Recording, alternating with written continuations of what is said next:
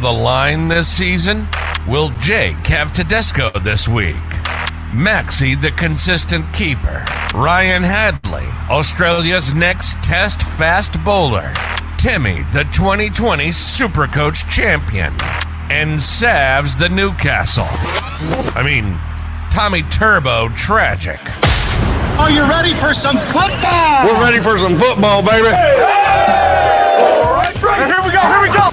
You're now listening to the SuperCoach Experience Podcast. Hello. Let's get into that. Hello and welcome to the SuperCoach Experience Podcast. I'm your host, Brandon Savage, the coach of the Savage Turbos. We are back for the 2023 NRL SuperCoach season. And yes, you heard that new banging intro. It's not quite what is us, but it's what we have at the moment. And Mikey, I feel like you're going to be the biggest critique of it. How are you, Mikey? How was your off-season?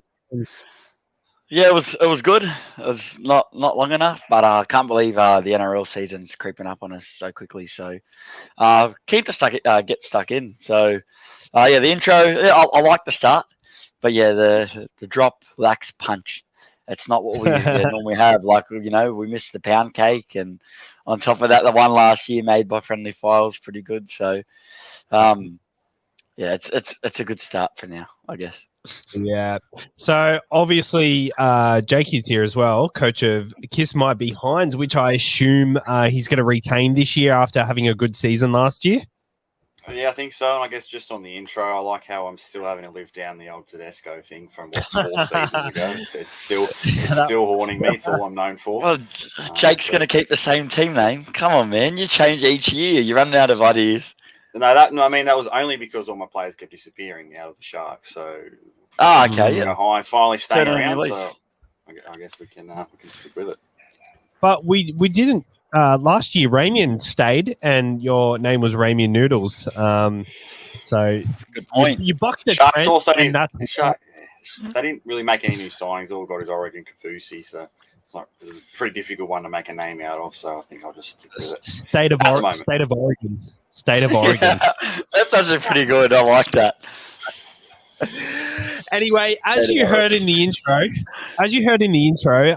Ryan Hadley, Australia's next test fast bowler. He's not quite Lance Morris yet. He was in the conversation, but Lance Morris was picked just ahead of him. But Ryan Hadley, who was in our preseason episodes last season, he's joined us full time this season. Obviously not full time, but he's in our rotation for the upcoming season. For the preseason podcasts, it's going to be quite hard to link any of us up together. So this first podcast has taken a while to get us three together. So I'm glad we're here. I'm glad the OGs are here to kick off the season, because that's what the listeners want. The OGs here.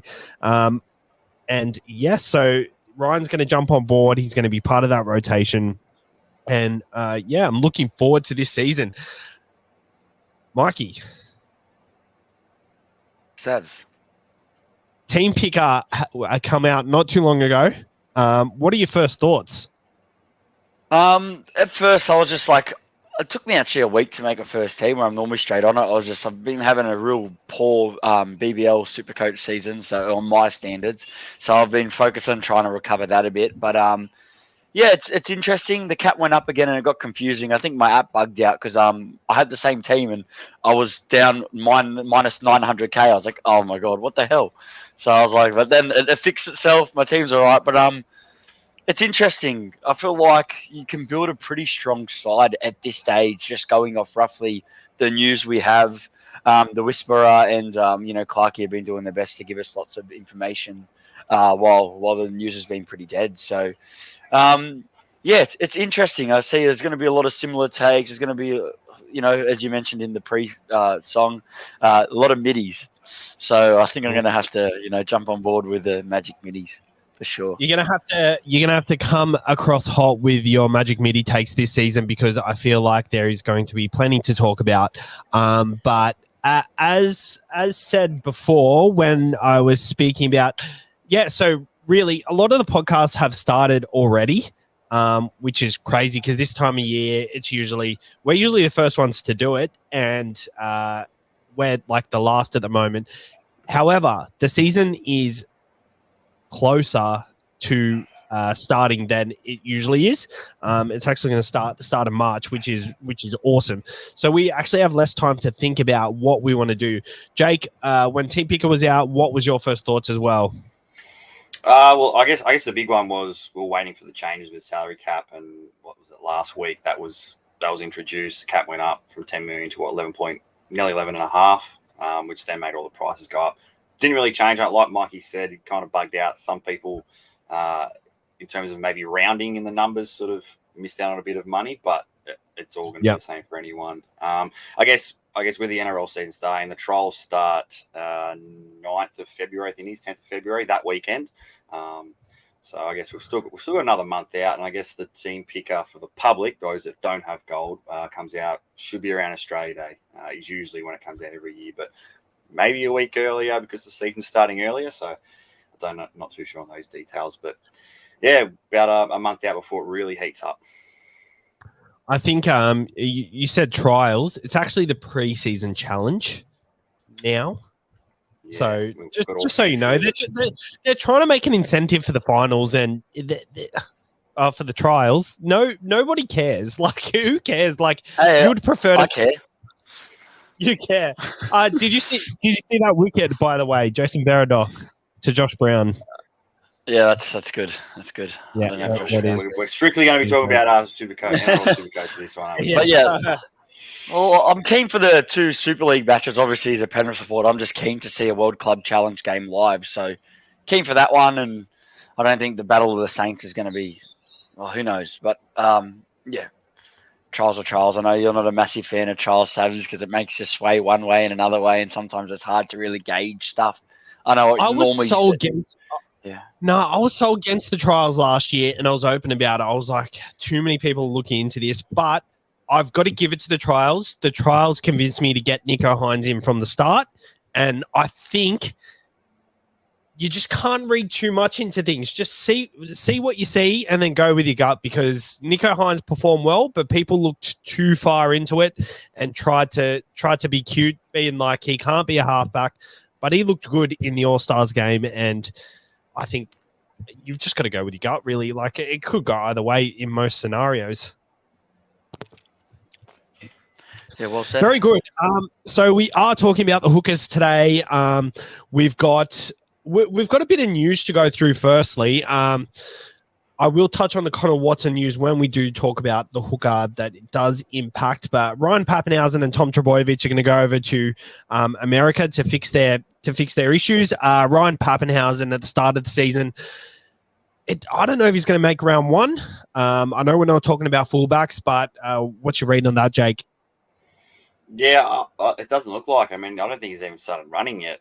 No. I mean, it's not a good sign, 2 months out from the season. So, yeah, he's over with Turbo, the guru doctor that helped Latrell turn into an absolute beast and fix his injury problems. So, hopefully he can fix these 2 superstars, and it'll be a good thing for the Blues and obviously SuperCoach as well. Yeah, I'm really hoping that he gets the best out of Tommy Turbo, because geez, Tommy Turbo with that hamstring, when he did it, I was devastated. I really hate to see Tommy Turbo turn into that type of player that what it could have been. And I think it's getting to the point where people are legitimately questioning it. Mikey, has that kind of swayed any decisions you're going to make around Tommy Turbo to start round 1? Oh, I was keen at him for the price, because no matter what, at that price point, the last season where he went nuts and he had that stellar season, he was underpriced, and you got him at a decent price and he just went bananas. And it's tough if you want to stack your halves and your hookers and get people like Cleary and Hines together. You're gonna not be able to run 2 expensive fullbacks. So Tom is the perfect way to be able to do that. And I'm willing to take, at this stage, that punt on him. There's a good chance that he might not even play till round 3. If, they got the bye in round 2, I think it is. So if that's the case, They might decide, hey, let's play it safe, and he can come back in round 3. Would I still start with him if that was the case? depends on how my cap space is. I think it'd be risky to do that because then what if it turns into a 3, 4, 5? Like, yeah, I don't know. But like, I'm keen on Tom at the price point, and I think he goes really nicely there with Teddy. Probably the best fullback combo of the past 6, 7 years. Like for super coach wise, like when those two are fit and firing, that is the key. It's the mustard and ketchup. I think if he does miss out on round one, it makes the decision a lot easier. Obviously, starting with him would still be a question.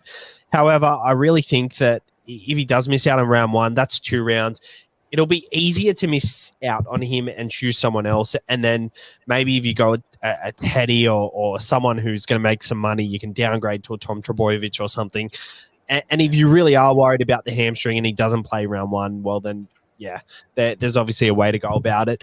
Kalen Ponga, Adam O'Brien today confirmed that he's been training all summer at 6. Jake, what are your thoughts on that one? Maybe not even Supercoach wise, but NRL wise, do you think it's a good pick? Well, I mean, the role he's sort of always played at fullback. He's sort of always been a second 6. I mean, if he's going to be a roving 6, play both sides, it's going to be perfect. Bit worried defensively because he's not the greatest of defenders, even at fullback. But I guess in terms of Supercoach, he's an all right priced option. Should get that duel even before the season, which could be an interesting one. And then it opens up a potential cheaper option, maybe at fullback if a Bailey Hodgson or someone gets a run there. So yeah, it's a in terms of Supercoach, it's a quite interesting one. And lastly, there is a lot more news. We could really do a whole episode on news, but I'm not going to go through it. The last one, Mikey, John Bateman has been added into Supercoach at 622,000. So based on the last team picker, it's about 550,000. What are your thoughts on him? And is he someone you're considering going near? Or NRL wise, good for the Tigers? Great for the Tigers. They've built a nice front row now. Now it's just, working out combinations. But it's a big no from me from the start. He'll be at the top of my radar. He'll be there on my biggest watch list. But he is going to the Tigers. And yes, they've got all this improvement. But it'd be pretty impressive if they could just go from day dot. I think Coruscant, even though he's a bit older, he'll do a lot for him. And I think he could, someone like Appy would be perfect for Bateman, but I want to wait and see. There is so many value picks in the second row, which that's going to be a long pod when we talk about them because there's many good mid-rangers, a few cheapies, and there's also a lot of the guns are evenly priced and spaced out. So I just prefer to run with someone like spend a bit more money and go like Angus Crichton or Cam Murray. When we do get to the second rows, I'm really interested to hear your thoughts on it. So I guess we'll save that chat for later. But let's start with the hookers. Jake, I want to start with you. Who's your hooker combo and why? I know there is a popular combo going around, and I think that popular combo going around, it's a great combo, but I think we've got to look at it objectively today. And what would that combo be? Would that be Harry Grant and Brandon Smith? Do you tell me what is the public saying? Well, I think got that locked in, Jake. That. I'm pretty sure it's Brandon Smith and Harry Grant. Harry Grant's a proven hooker, I guess. I don't know. It's a lot of money to spend on 2 dummy halves, but I guess Brandon Smith going to a new team, Sav's over there breaking the news about Connor Watson, which kind of. Actually, do people want to hear about that? Because it's quite an interesting story. So I was on my way to the cricket, and I was with Nick Moodles and Josh. We're walking over the bridge, and we saw this footy team training, and it looked like the Roosters. And I swear I thought I saw Angus Crichton, and I was like, "That's Angus Crichton." And someone was like, "Nah, that's the Waratahs," and I was like, "Nah, they're playing footy."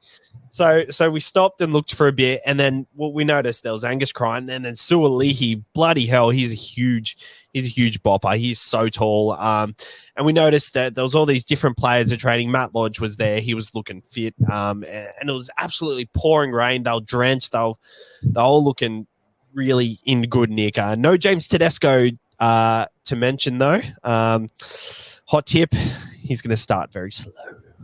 But yeah, so they were playing a touch footy match. The ball went loose.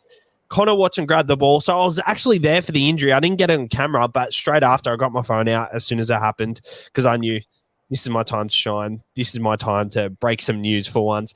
And he grabbed the ball. It was loose. They were playing a touch footy match, and then he went to change direction, and he just slipped from underneath him.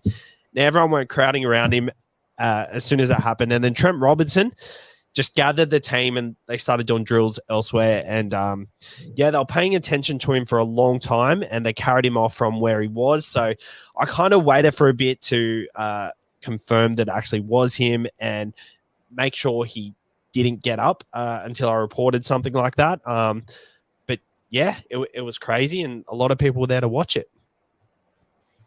But Yeah, sorry. Speaking about the hookers, we think this is going to affect Brandon Smith. Jake, is this a positive or a negative for him?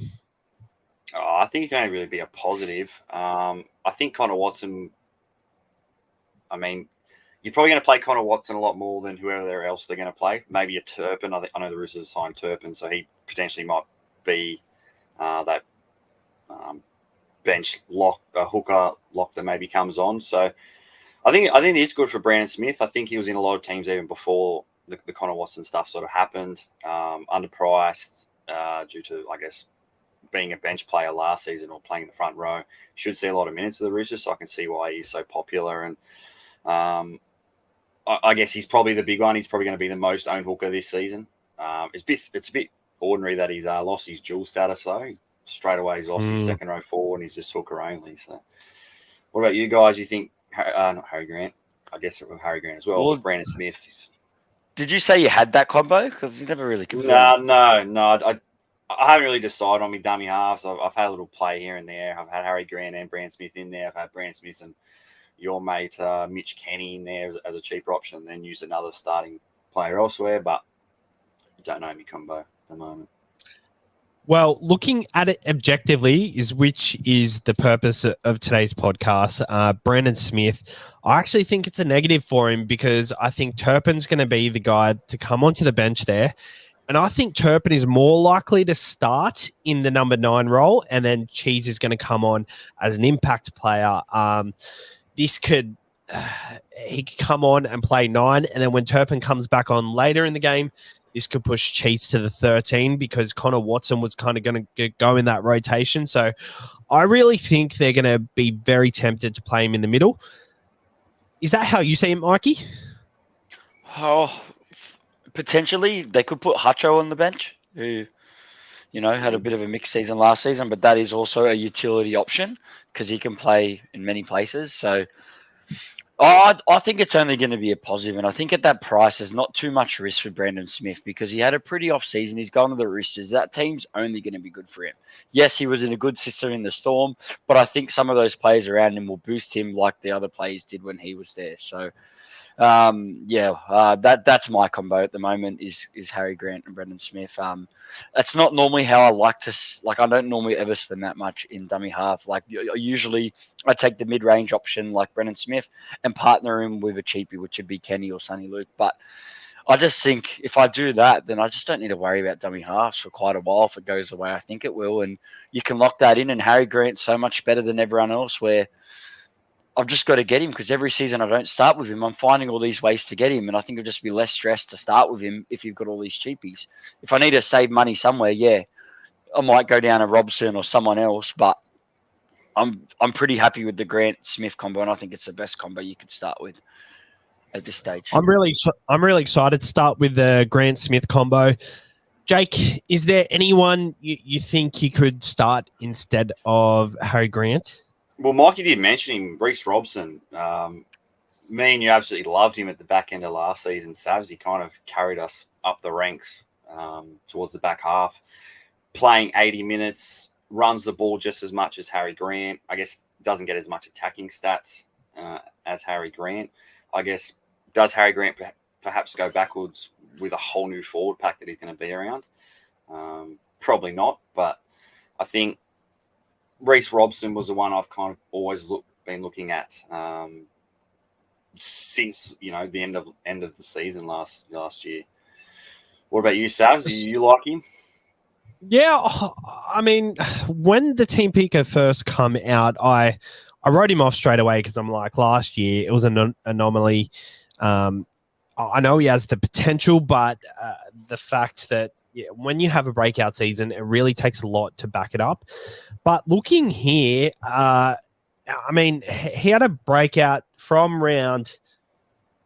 Where did he start doing 80 minutes? So this was his first 80-minute game for 64 points. And from then, he had 2 scores of 42, which were his lowest. And then he had a 49. He had a 55 somewhere. But then after that, like 69, 67, 64, 83, 89, 79, 78, 89. Like, just super consistent with the attacking stats. And the fact that their first 8 rounds is so good, I think he's quite a smoky shout. Yeah, I guess the one big difference is Harry Grant has a much higher ceiling than Robson. Well, he has for the last, at least last year. I think Robson had, 1 ton last year. Harry Grant had like 5. So that is a much bigger difference in the players. I guess you're going to get the same sort of consistency out of them, but Harry Grant has the potential to go much higher. You're also spending an extra 150 or so K. So I guess weigh that up when making the team. What's your thought on Robson, Mikey? Yeah, I didn't really look at him too much, so you put a few posts up, and I was like, you know what, if you want to be a bit different, depending on the ownership, if his ownership's, like, if I wasn't to go Grant, someone like him would really work. Nice start, nice draw, and, with that extra money you save from not going Grant, you can do more with your side. So I think I'll kind of look at it as we get closer. If I need another option, I'll consider it, but I still think either way, at some point, you're going to want Grant in your side. So that's why I'm also just keen to start with him. But yeah, like Robson. Instead of Robson, would you consider going down to a Damien Cook? Damien Cook is only 26K less than Harry Grant. So, I mean, the question is it Grant or Cook, or who's the downgrade option?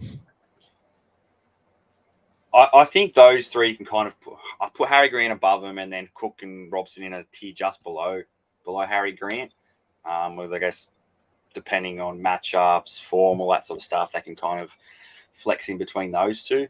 But Cook, I think, just did sign a new contract, but I don't think there's much. You'd much rather spend an extra 20K and go Harry Grant over Damien Cook. And if you weren't going to downgrade, you'd rather bank an extra 100K by going Reece Robson, who I see being pretty similar to Damien Cook in terms of output in the season coming up.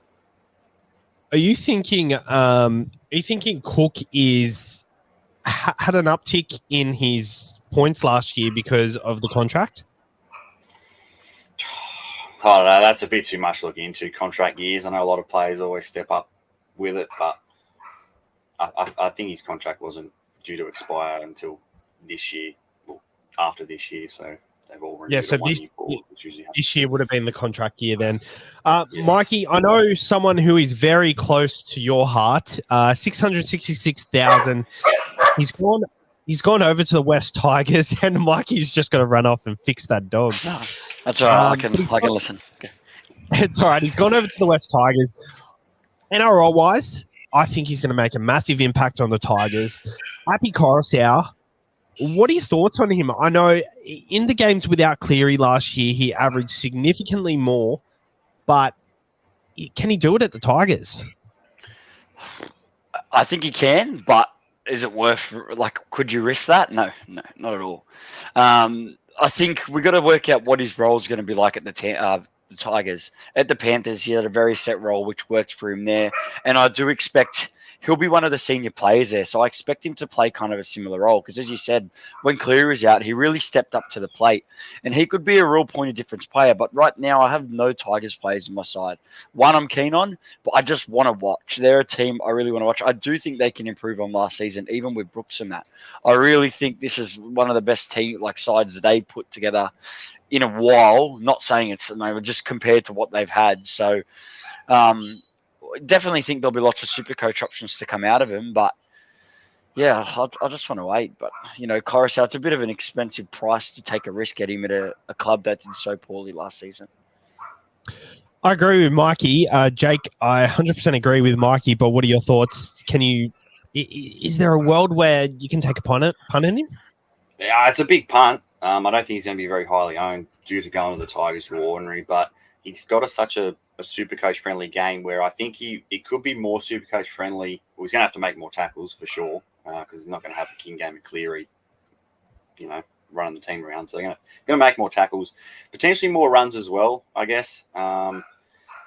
They prefer to go a bit through the middle. The Tigers they haven't done it very well. They might change their game plan now, but I think Penrith, it was shovel the ball to Cleary or Yo, whereas the Tigers might be more around the middle where Coruscant can probably get a bit more involved.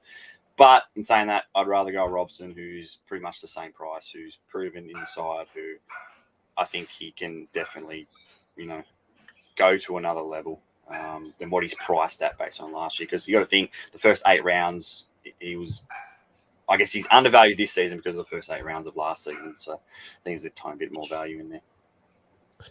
I think we agree that Harry Grant and Brandon Smith is the combo to go with.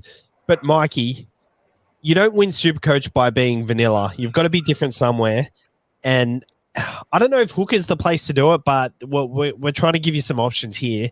And I think I might be reaching here a little, but Jaden Brayley at 607,000 came back from injury last year and scored 47 in 40 minutes. Came back the next week and played 80 minutes straight away, scored 39, and then 26 the week after against the Roosters. But then the stretch of games home, here he scores here. 59, 72, 66, 71, and 82.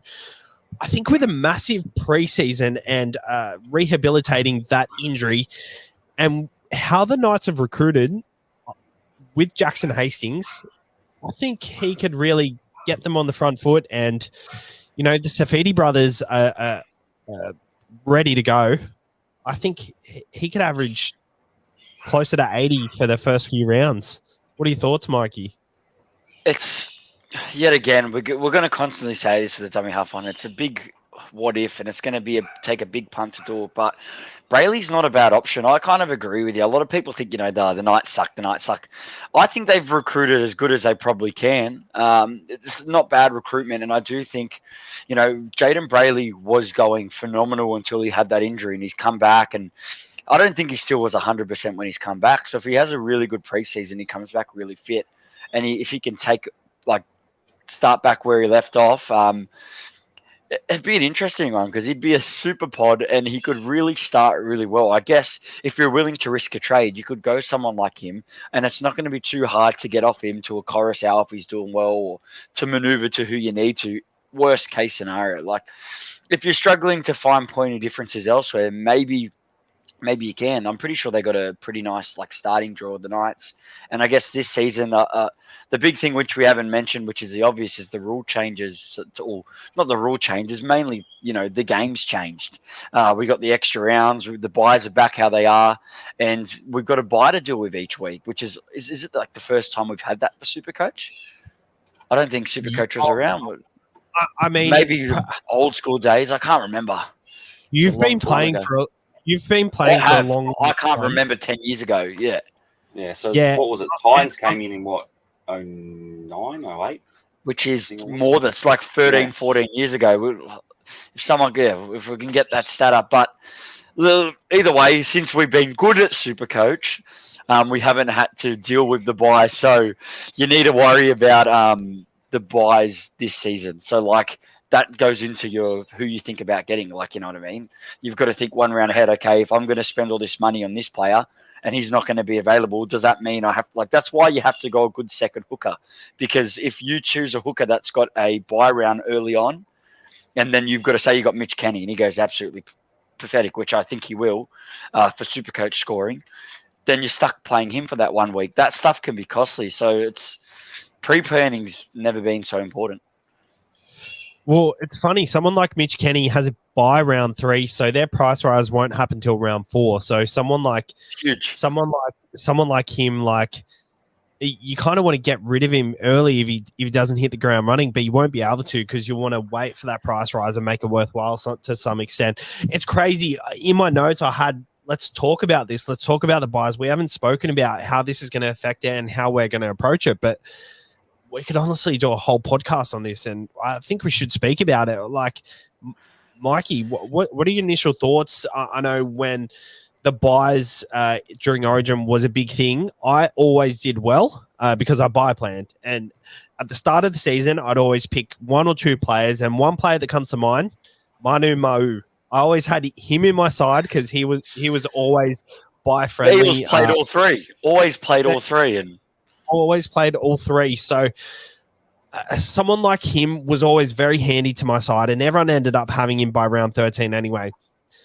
I think it's a bit trickier to start with too many because I really feel like if you start with too many, you might get burnt. They might get injured. And if they're not that good a player, it's going to burn you really hard. So I think you got to really have a good balance. And I know the Tigers have a bye round, don't have a bye in the first Origin bye. So Adam Dewey, that's why he is so attractive to me at the moment.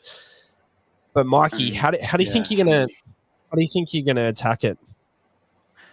First and foremost, I'm pretty sure Parramatta again have all three buys off. So it's funny how that works. Like it's a bit more than a coincidence. But how I'm going to tackle it is I think it's important not to get lost in it too much. Yeah, have a plan. It's going to be nostalgic. We're going to go back to the old school way of playing, and I think it's going to separate the super coaches. That it's. I think it's going to be a bit of an advantage knowing how to handle that.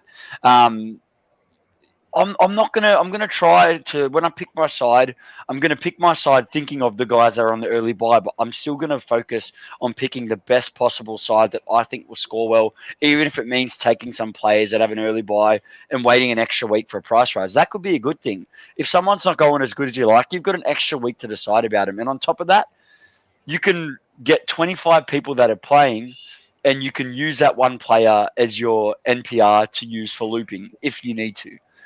So it kind of sets it up where sometimes people would just go the one person that they think, like Suwali, knowing that he's going to play later, so they get him while he's a cheapie and use it like that. You probably won't be able to do things like that. So it's going to be interesting, and I think it's just a thing you've got to learn quickly on the go. Like, are we going to have trade boosts? Is that confirmed? The buys are not the buys and trades are not confirmed yet. The boost, even we don't know boosts are back, so we'll know around Australia Day. But Jake, what are your thoughts on that? I think we were all very good during the buys, and we've only just got a grasp of playing this way. Now we're back to the buys. Yeah, I mean, in terms of multiple buys affecting multiple teams, so yeah, it's going to be exciting because it involves a bit more planning, which is going to kind of hurt a lot of people because they kind of just go week to week. You're going to have to look, a couple weeks in advance to make sure you've got 17, especially early on where a lot of these players are not really players that you want to play. They're going to be players that are making money. So reserve-wise, I think you're going to need, a full side with, a lot of people started with Nuffs last year and the year before that. I don't think that's kind of going to be a way to go because you're kind of going to need players to play, especially, first round, no one's really going to have Dragons players. Round 2, Manly, you might have, say a Turbo, Josh Schuster, so it can affect some of your players that you would play in your starting side. So you need to have balance on that. But I guess later on, when you've got more teams having buys every week, it's quite exciting. And I know all of us are pretty keen on the buys, sort of involving more planning every single round rather than just focusing on round 10 or round 12 whenever the first Origin buy is. I've got to plan for the buy on that round. No, it's every week. Yeah, I absolutely love it. First buy is round 13, but just back to your point where you can Nuffs, I think you kind of can, but you've got to be really smart about it. So we have a look around 13. We've got the Dolphins and Dragons, who not many players from that will feature in Origin. We've got the Eels and the Cowboys. A few from the Cowboys will feature in Origin. So maybe you could look at who have they usually got? They usually got a centre. So if they've got a centre enough that you think it's going to come in, maybe that's a kind of way to go about it. You can't do that from round 1, but Sabs, that's like 13 weeks. Like it's I don't think it'd be smart, especially with the unknowing of the buy and juggling with it. I think, look, take a brave soul to do that. You've got to get it a full roster. Personally, I wouldn't do it, but I guess the Rabbitohs are playing round 13 as well. So We know Damien Cook will play Origin. We know Cameron Murray will play Origin. You know, hypothetically, you could put in a Peter Mamazelis if he's bottom price, and you know he'll play 80 minutes that round. It'll be helpful. But in the hooker area, obviously not. You're not going to do that. But Not if he gets injured. Point? Like that's I don't I like guess the point. I think Yeah, you can't do one it. big thing is, I guess, we brought in Nuffs to kind of use as a loophole. We don't need that majority of the time because we're going to have a team on a bye every single round. So, sort of like the BBL is, teams on a bye, you can use them as a loop. So, yeah, I'm with Mikey here, Sals, where it's 2-on-1. I've been screwed over by teams not having buys the last few weeks because I haven't been able to loop. Don't have to worry about that. Going back to Jake's point with the Dragons and stuff too, it makes it interesting because it makes it really hard to start with the Dragons because you haven't seen their team list. But it's interesting because I think they do have a few options, and like especially someone like Tyrone Sloan's at a good price. If he comes back at that fullback, he's got a breakout season coming, and if he has that spot locked down, I really think he could. So it makes it interesting because. Yeah, I guess you could wait till round 4 when his price will go up to grab him, and then at least his buy's over and done with. But it's interesting. If you don't get enough cheapies and you know what I mean, you might have to take your punt on some of these guys. But it's going to make it tough because he's obviously going to be competing for the spot. So this is where trials might factor in your decision. So I think that's going to be a tricky thing to decide at first because I'm very keen on Sloan, but it's a risky way to start. So I think back to dummy halves, there is one player I want to bring up off another ACL injury. Josh Hodgson at 380. Is there any love for him? Who was in my original side? The mid-ranger setup. I think it could work perfect with the Brandon Smith and a Hodgson. That's something I could consider. But is he too? I actually think his style will suit Parramatta. Like, I think it could really work there. He's gone from a big forward pack in Canberra to still a decent-sized forward pack at Parramatta. They lose a bit of muscle from last season, but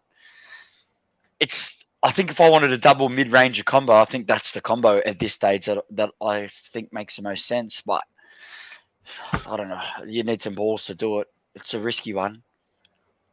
Hot tip. I think Josh Hodgson is going to average more than Reed Marnie this year. Ooh, I think massive. I think Parramatta, when they made the signing, it was kind of what was available at the time, and ideally they wouldn't have liked it. But I think Reed Marnie's style, I don't know. I heard a few podcasts where he was talking about that people told him to do less. Less is more, and got to concentrate on the quality rather than quantity. And I think he's really done that. So he's really concentrated on his service to make sure it's on point. Like, you don't get points for on-point passes. And I think he's really focused on that. And at the Bulldogs, he's not going to be a vocal point of attack. It's going to be Burton, Addo-Carr on the outside. It's going to be Kickout. And I really think Hodgson can really revamp Parramatta's attack. What are your thoughts? Yeah, I think he can. They don't really. I mean, they have Mitch Rain. I think he's going to play 80 if he can. The only thing is, I guess, his injury history, but we can't really go off that. Hopefully, he stays well. I work with Bryce's brother, and he was saying that Bryce is saying that he's killing it at training. Can't really say, train the house down and all that sort of stuff. But in terms of being a leader at the squad already, he's definitely stepped in and run the forwards around. So, yeah, I don't mind Hodgson at all. That's kind of why I wanted to bring him up, because I think he's a pretty key option. He's averaged 55, 60 in the past, and he's priced at a 37 average. So I think there's definitely money to be made and potentially safe points if you want to, like Mikey, go a double midi strat, or even a cheaper option if you didn't want to go Brandon Smith. I like him. I really like him, and I think he's going to do well. We've spoken about a lot of the players in this top bracket of players, but we have missed one. Jeremy Marshall-King, 610,000 at a 58 average. I'm going to nip it in the bud here. I think every hooker under Wayne is just a no-go, especially someone like Marshall-King. Hang on, didn't Damien Cook go pretty good under him? He went amazingly under him. Yes, he did. No, he didn't. No, he didn't.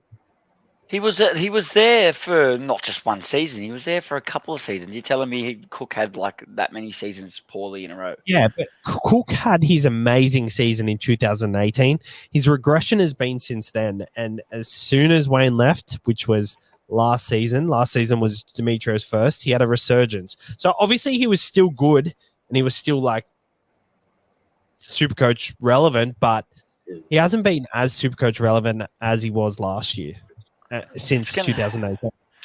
It's going to be different at a new club, but I think with the people that they've signed, you know what I mean. It's going to be different how these players take it because they're in this side where I think a lot of these players could easily keep getting shuffled around and stuff like that. So yeah, Marshall King, I was keen on Marshall King as a potential option when then I saw his price. I was like, holy shit, I forgot how well he went at the end because I didn't really rate him. And then he's just last season he got Bulldogs Player of the Year. He really evolved as a player, but it's going to be hard to pick anyone from the Dolphins unless they're cheap. 300k or under are the only Dolphins players I'll consider until the season gets rolling. And I agree. I agree with Mikey there. I think it's too dangerous to go completely new side. You don't know how they're going to play. You don't know where the players are going to play in terms of bench rotation.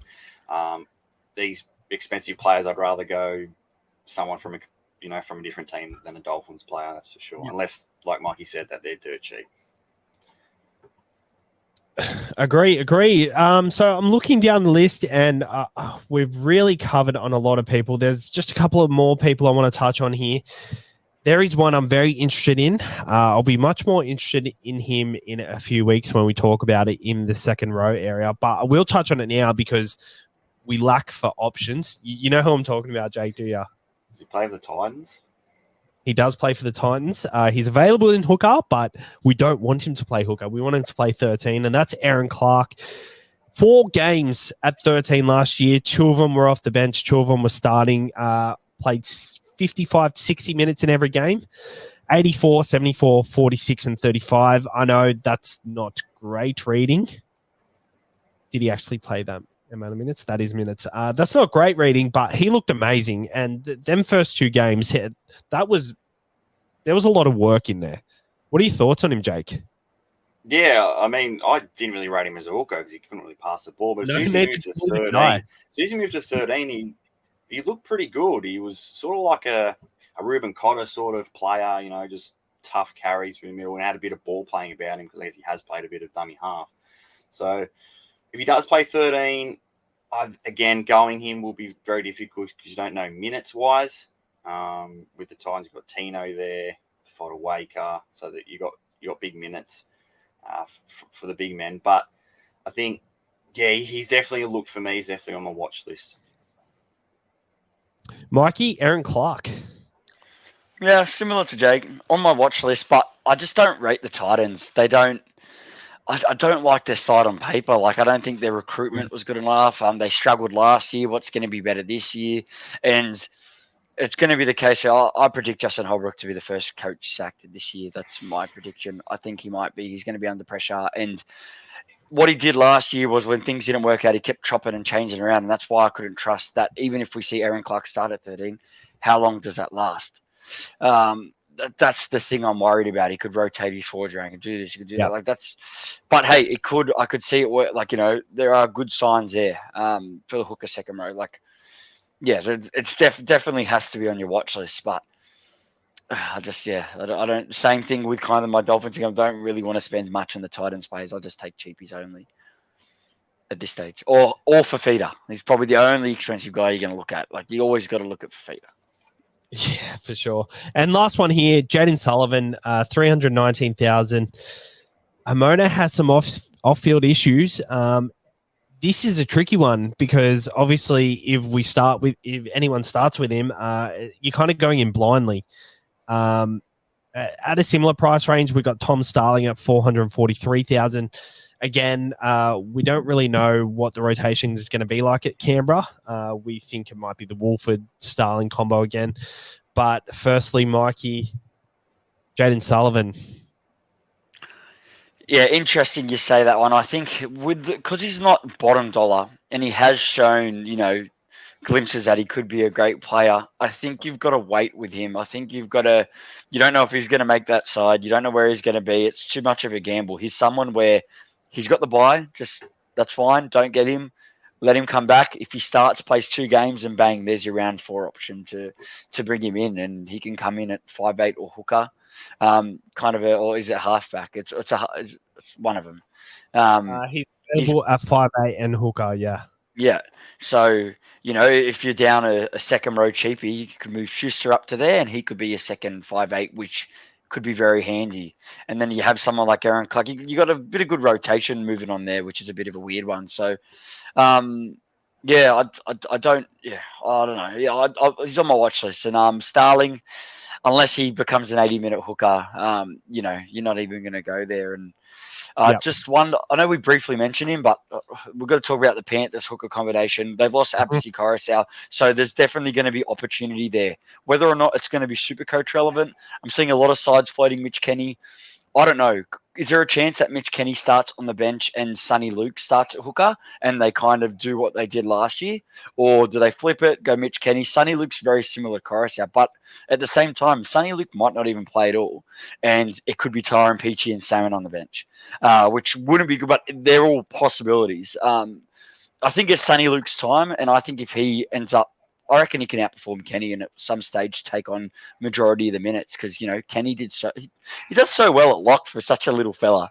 So I think it's a big wait and see. Like I think Sonny Luke, he's got such a super coach friendly game. I think even at 56, 60 minutes, but they're just you don't know how they're going to use him. So hopefully Panthers name both him and Mitch Kenny in the trial match against St. Helens because that's I don't know how serious they're going to take it, but it's the first one they've competed in, since probably 03 if they did it back then. I don't know if they even did it back then, but if they didn't, surely they're going to win it here. And they're 2 guys that I think they wouldn't rest unless they're injured. So hopefully that game should give us a good indication of where Penrith's shaping. So I think, yeah. Yeah, Thoughts? I think last year they were kind of prepping for it with Kenny starting, and I think that's the way they're going to go. But Penrith are too good not to have a succession plan for letting someone go like Coruscant. Like, I don't think they're going to rely on Mitch Kenny being their starting 9 all season. I think what they've done last season was pretty much molding Sonny Luke into what they want him to be and into the new Api Coruscant, because obviously Api Coruscant only has a certain amount of time left in his career. They're looking long term, and whether it's this season or next season, Sonny Luke is going to be Penrith's 9, and he's going to exceed. Do you think the same, Jake? Well, the thing is, Sonny Luke's not that young. I think he's 27 this year because he played Oh, with really? my brother, so he's quite old. He's not young, but I don't think that's a problem. Look how old Damien Cook was when he came in. I think that's why he's at the right age. He left Penrith and they brought him back. I think he's at the right mature age, and I just think his game suits what Penrith need and will miss with Coruscant gone. So I don't think the age is much to worry about. That's why I think him and Kenny will be a nice combo together because obviously Kenny's pretty young. So either way, I think there's going to be opportunity for the dummy halves. I don't think Kenny's going to be much of an option, but you're going to have that on your watch list early because those guys, I think, they're both. One of them's got to be an option, surely. And I think the positive with that, Penrith have the buys around 3, right? Mm-hmm. I think they round 3, so I guess Correct, round 3. Won't get a price rise out of them until they play round 4, so you can kind of delay a trade on one of those if they go to a very low negative break even. So I guess we can kind of watch and wait on those ones. There you go. So, I mean, if you picked one and Kenny was starting and Luke was on the bench, would you be confident in saying one is a better pick than the other? Not without seeing minutes, but say you had to have a cheapie hooker.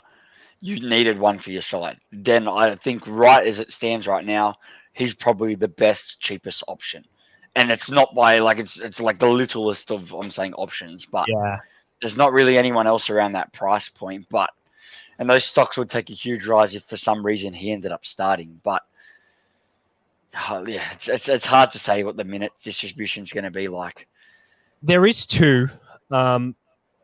if the Roosters go the way that I think they're going to go, I think Turpin is a good shout. Obviously, they've signed Brandon Smith as a big name, so he'll probably start. So I'm probably looking too much into it. Yeah, But you are. the Dragons could be doing Dragons things by putting Moses and Bai in number 1 or number 6 for one of these young guys. I could definitely see it happening. I think he's too much of a utility. So I don't. Even if Moe Mbai gets a starting fullback role, I'm not confident he's starting in my Supercoach team because he's still going to score 10 even if he plays 80 minutes, and there's a good chance that he ends up on the bench the week after. So that's a no for me. Yeah, you're probably right. And who else have we got? Is that all the hookers? Have we kind of weeded out all the good and bad ones? I know Carl Lawton, if he gets Dylan Walker's spot on the bench, I think that's a really handy pickup at 270,000. He is coming back from an injury, so I don't know if he will be available for round 1, but I think he's a good watch because he's going to slot straight into that Dylan Walker role, and I really love that Dylan Walker role, 40, 50, 60 minutes at the price. Another cheap watch. He's got dual flex just below him would be Ray Stone. We'll wait to see what his role is at the Dolphins. Good one. Yeah, if he starts at lock, I think it'd be a handy purchase if he starts. But he's going to be an awesome player at some point. It's just you know what Wayne's like with minutes. Yeah. Do we think? He doesn't like Supercoach, Wayne. Do we think Ray Stone is a bit of a risky pickup coming off an ACL as a forward? Maybe, but at that price, is he? And you're probably going to have him a second row anyway, so I don't think it's. Yeah, that's true. It's not like you're spending big money on a player that is injury prone, say like a Tom Trbojevic. Just on the Dolphins, Ray Stone, do we see him starting at lock, or do we see maybe Kenny Bromwich starting at lock to accommodate for Aiken? Maybe even Tom Gilbert. We'll know more in the trials. It's a completely new team. It's a complete guessing game for what Wayno wants to do. Yeah, you got no clue in hell what he's going to do. So that's why they're big wait and sees. But if someone like Ray's starting, like he's under 300k, that's what you're going to take the risk. Cool. I think we'll wrap that up. That looks like a good solid session. Usually with the hookers, we do hookers and front rowers, but it's the kind of year where there's a lot more to talk about than there usually is. There's a lot more options. Supercoach is a lot more open, and I'm all for it because I think it's been the same for a long time. And a bold prediction, I think Mark Barnes and Wilfred are going to do well this year because it's the format that they've grown up, all the old school Supercoaches have grown up loving. So you're saying anyone who's of whatever age or older is going to benefit? Is that what you're saying, Sav? I think so too. So I'm not saying they're old. I'm just saying the older people will benefit. The veterans. The veterans of Supercoach. And we're veterans, are we? Would you consider us veterans? I guess anyone that's been playing from the start would be classified a veteran. Yeah. Crazy, but yeah. Cool. That's it. Before we go, front rows will be next, I guess.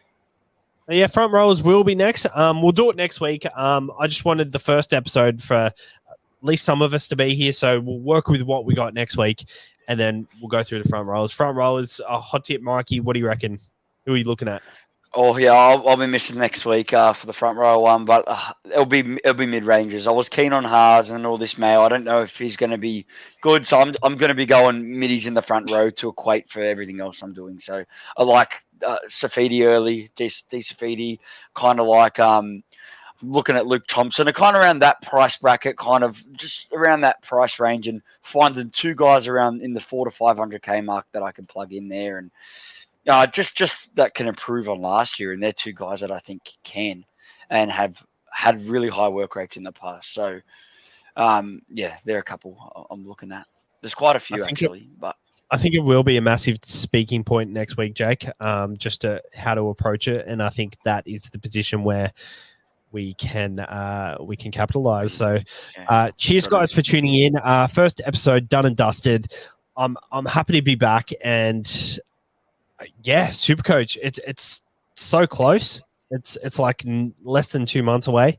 And we're just beginning now. So there's a lot to go through in the next month or two. So stay tuned. Make sure to subscribe to all our socials, which are right here. And we'll be around. We'll be here to ask questions. We'll be here to podcast.